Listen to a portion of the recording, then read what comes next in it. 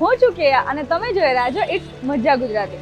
આજે આપણે એક એવી જગ્યાએ આવ્યા છીએ જ્યાં દિવાળીમાં દીવાનો એક જ દિવસમાં 8 થી 10,000 કોડિયાનું પેકિંગ થાય છે. આપણે જોઈએ કે અલગ અલગ પ્રકારના દીવા છે, અલગ અલગ પેન્ટિંગ છે, કેન્ડલ્સ પણ છે. તો જોઈએ આપણે કે આજે શું છે. ચલો.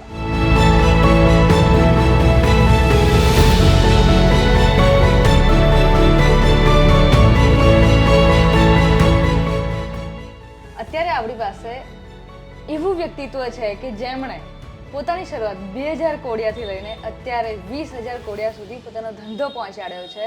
જેમનું નામ છે હર્ષાબેન. કેમ છો હર્ષાબેન? જય શ્રી કૃષ્ણ. ઓકે, તમે ક્યાંથી શરૂઆત કરી હતી અને કેવી રીતે તમે આ બિઝનેસને આગળ વધાર્યો? મેં શરૂઆતમાં કર્યું ને ત્યારે લગભગ 15-17 વર્ષ થઈ ગયા અમારે, અને 2000થી અમે કોડિયા સ્ટાર્ટિંગ ચાલુ કર્યું. અચ્છા, એટલે એક દિવસમાં 2000 કોડિયા બનાવતા હતા તમે જ? શું વાત છે.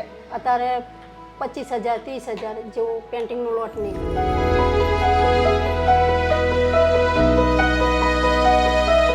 તમારે મેં જોયું અત્યારે બધા સ્ત્રી જે કામદારો છે, શું કારણ એનું? એનું એમ કે એમને સરસ ઘર જેવું લાગે છે કામ કરવાનું. એમને બહુ અનુભવ થાય છે કે ના આ સારું કામ છે. એમનું ઘરનું પૂરું પડી શકે છે એમાં. બરાબર. અને એ પણ જોયું કે લોકો અહીંયા 1-2 વર્ષથી કામ નથી કરતા, 10-20 વર્ષથી કામ કરે છે, કે કાં તો તમે જ્યારથી શરૂ કર્યું ત્યારથી કામ કરે છે. એ એમનું પોતાનું સમજીને કરે છે ને અમે એમને પોતાની જેમ રાખીએ છીએ. એટલે પોતાના પરિવારની જેમ જ રાખીએ છીએ ને? એ એમની રીતે કામ કરે, બધું સરસ. અને જેમ હમણાં એમની સાથે વાત કરી ત્યારે જ એમણે કહ્યું કે આ વખતે દિવાળી વેકેશનમાં એ લોકો બધાને ટ્રીપ પર લઈ જાય છે. એ પણ આજુબાજુમાં નહીં, જોધપુર ઉદયપુર નહીં, વૈષ્ણોદેવી લઈ જાય છે. એમને કાશ્મીર પણ ફરવા જવું છે. આખી ટ્રીપ બુક કરીને આવ્યા છે. જસ્ટ હમણાં જ એમણે ટિકિટ બુક કરી છે. કે જ્યારે આવું ફેમિલીવાળું બિહેવિયર હોય ત્યારે ખરેખર બિઝનેસ એટલો જ આગળ વધી શકે છે. અને તમે તો ગ્રો કરો છો, પણ તમારી સાથે તમારી આજુબાજુના લોકો પણ ગ્રો કરે છે. અને આ જ એમની ભાવના છે જે આ બિઝનેસને 2000થી લઈને 20,000, 25,000 સુધી પહોંચાડી શક્યા છે. તમારી પાસે અત્યારે કેટલા લોકો કામ કરે છે? અત્યારે 150 થી 200 બેનું કામ કરે છે. 150 થી 200 બહેનો કામ કરે છે. અમે ખૂબ આગળ આવ્યા છે અને સુખી થયા છે. અને અમારા બી એવા આશીર્વાદ છે કે એ બી સુખી. બરાબર. અત્યારે ખરેખર ઇમોશનલ વાત છે, કારણ કે પહેલા કદાચ એક માળનું ઘર હતું, યા તો પતરાવાળા માળિયાના ઘરમાં રહેતા હતા, અને અત્યારે એ કેટલા માળનું ઘર છે આપણું? 3 માળનું ઘર ને.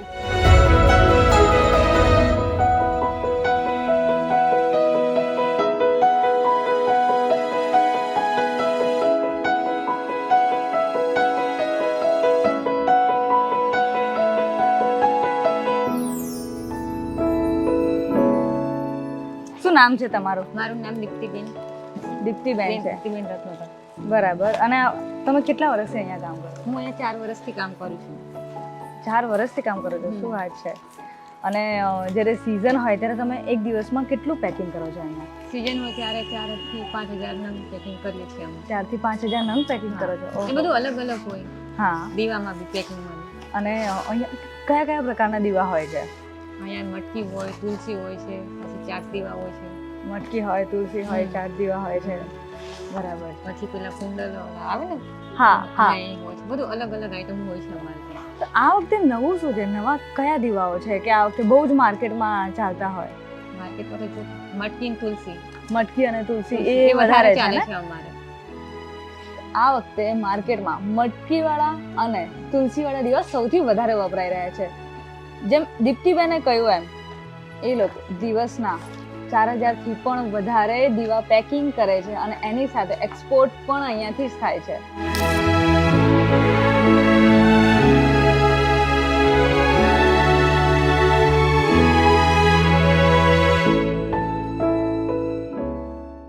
શું કરવાનું આને? કેવી રીતે મૂકવાનું? પટ્ટીને આ રીતે આમ વાળીને વાળીને? પછી આની અંદર મૂકવાની. એટલે પેકિંગ વ્યવસ્થિત રહે. પેકિંગ વ્યવસ્થિત રહે, અથડાઈ ના જાય, તૂટી ના જાય, મટકી ડેમેજ ડેમેજ ના થાય. બરાબર.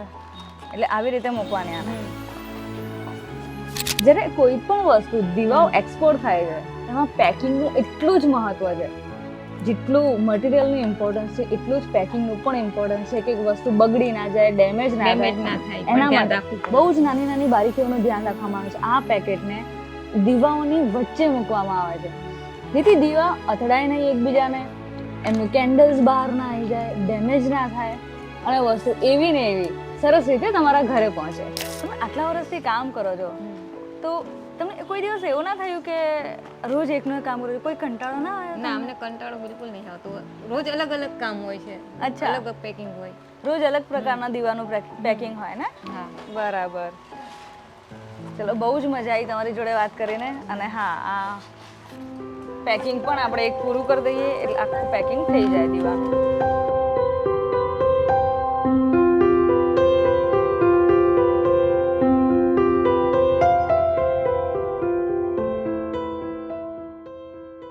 અત્યારે આપણે એમની સાથે જઈએ કે જે ઘણા વર્ષોથી અહીંયા કામ કરે છે, લગભગ 20-22 વર્ષથી એક જ જગ્યાએ કામ કરે છે અને તેમની લોયલ્ટી, તેમનો વિશ્વાસ એ એમની યુએસપી છે. જોઈએ, આપણને અલગ અલગ દીવા બતાવે છે કે આ વખતે માર્કેટમાં નવું શું છે, નવો ટ્રેન્ડ શું છે અને કયા દીવા સૌથી વધારે સેલ થાય છે. તો આપણે એમને પૂછીએ, શું નામ છે તમારું? દિવ્યાબેન. દિવ્યાબેન છે, બરાબર. તમે અહીંયા કેટલા વર્ષથી કામ કરો છો? હું અહીંયા 15 થી 20 વર્ષથી કામ કરું છું. આ વખતે નવું શું આવ્યું છે દર વખત કરતા? અત્યારે છે ને આ નવી જ વેરાયટી આવી છે. અરે વાહ, દિવસ કરે. એકદમ અલગ છે ને? અત્યારે હજી હમણાં નવી જ વેરાયટી આવી છે. હમણાં જ આવી છે આ વર્ષે, એકદમ નવી વેરાયટી છે. શું વાત છે? શું નામ છે આનું? શું કહેવાય? અને લક્ષ્મી ગણપતિ લક્ષ્મી ગણપતિ. 5 દીવા લક્ષ્મી ગણપતિના 5 દીવા કળશમાં. કળશમાં. અને આ આ છે તુલસી દીવા. તુલસી દીવા છે. આ આપણે તુલસી ઘરમાં- ક્યારે જેવા જ છે ને હા, દીવા? તુલસી ક્યારે અને એમાં જેવા. વેક્સ મૂકેલું છે. વેક્સ મૂકેલું સરસ ને વેક્સ વગર ડેકોરેશન પણ આપણે દીવો ધરો હોય ને તો હા. અને આપણે અમારા માટે ને આ શુભ ગણાય એટલે આ બધા બહુ અત્યારે આની ઓલી ડિમાન્ડ વધારે છે આની. તુલસી શુભ ગણાય છે ને આ? તુલસી શુભ ગણાય ને પૂજા Yes. કરવાની એટલે એની ડિમાન્ડ અત્યારે બહુ જ છે અત્યારે. અને વેક્સની સાથે આવે છે, તમારે બસ ખાલી એને પ્રગટાવવાનો છે દીવો. પછી આ આ છે ટોડલિયા. ટોડલિયા કહેવાય. ટોડલિયા એટલે શું? એટલે આપણે ઘર હોય ને તો આમ આજુબાજુ બે કિલ્લી કોડીને અહીંયા લગાવીએ. બરાબર, એટલે ટોડલિયા ઘરના લાવશું. ઉંબરે ઉંબરે તોરણમાં આપણે જે લગાવીએ એને ટોડલિયા હા, કહેવાય. પણ આ માટીના છે ને એટલે લાવશું. એટલે શુભ લાભ છે. અરે વાહ. તમારા ઘરના એન્ટ્રન્સમાં અને ટોડલિયા કહેવાય અને તમે એન્ટ્રન્સમાં શુભ અને લાભ પણ લગાવી શકો છો.